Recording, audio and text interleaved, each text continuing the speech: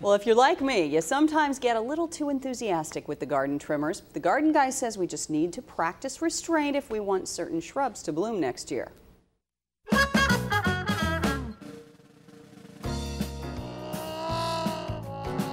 Thank you for sticking with me.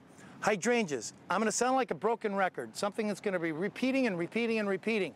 But in this case, I'm going to repeat it again. Don't do anything to them. Maybe get some bone meal this fall. Douse the heck out of it around the base of it so that it'll assist in developing more of these things.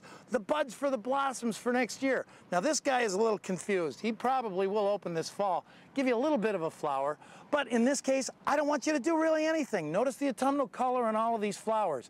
Everything's going to gradually start sapping down, but the plant is going to focus more so on establishing a bud, a hidden bud on these stalks themselves. When you cut these stalks down, all you're going to do is take away next year's blossom. I know, Grandma used to do this in years past and never have a problem. Those were kind of like the Annabelle hydrangea. They didn't cut them all the way down anyway. They only did some trimming, and that's a woody ornamental, something I'll go back into next season.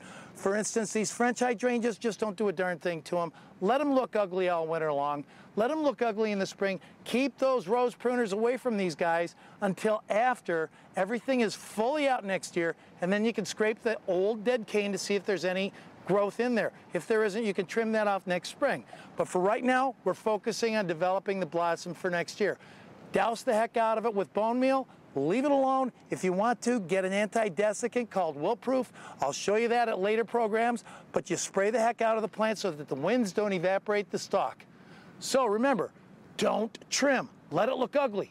For Fox Toledo, I'm Michael Rourke, the Garden Guy. Don't forget to watch me here, 1 to 4, every Wednesday, right here on Fox Toledo.